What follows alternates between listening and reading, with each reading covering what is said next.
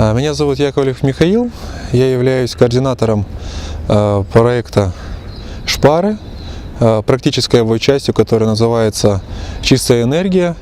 Этот проект реализуется у нас в Кыргызстане совместно с Норвежским обществом охраны природы при поддержке Министерства иностранных дел Норвегии. В рамках этого проекта, называется он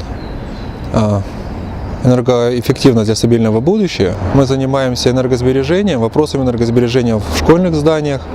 И мы сейчас находимся на стадии выявления исходного состояния школ по энергосбережению, в каком они состоянии по свету, по вентиляции, по теплу.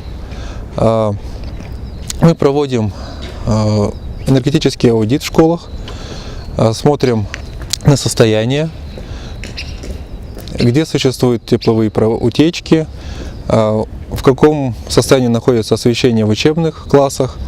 По итогам вот этих исследований у нас будут рекомендации к школьным администрациям, у нас будут рекомендации к Министерству образования, с которым мы заключили меморандум о сотрудничестве, и будем реализовывать энергосберегающие меры в пилотных школах, которые мы выбрали в рамках этого проекта. Это у нас 13-я школа города Бишкек, 65-й экологический лицей и село Новопокровка, 2-я школа. То есть там мы будем реализовывать меры по энергосбережению. Мы уже проделали работу в школах по замеру освещенности в классах, в пилотных классах, где мы планируем реализовывать меры по правильному освещению в классах.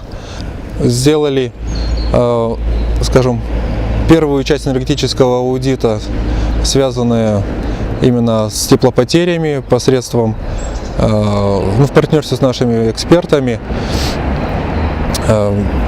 при помощи тепловизора. Далее мы получим заключение наших экспертов по энергетическому аудиту, в каком состоянии находятся школы. Конечно, эти заключения мы будем передавать в администрацию школ с рекомендациями о том, что можно и где улучшить. Часть из этих рекомендаций мы попробуем реализовать в рамках нашего компонента, нашего проекта. Собственно, наша цель – улучшить энергетическую ситуацию в школах, улучшить ситуацию, связанную с условиями обучения, но сделать жизнь немножко лучше, светлее, краше для наших детей и для всех нас посредством новых энергосберегающих технологий.